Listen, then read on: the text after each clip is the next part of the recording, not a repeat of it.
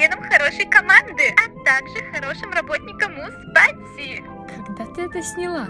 Я знаю, о чем ты думаешь. Не хочу строить карьеру в закусочной. Я хочу стать комиксистом, а потом выпустить свой собственный веб-комикс, вдохновленный мангой. И мечты — это классно, но ты также должен помнить, что они совершенно несбыточны. Так что перестань стараться.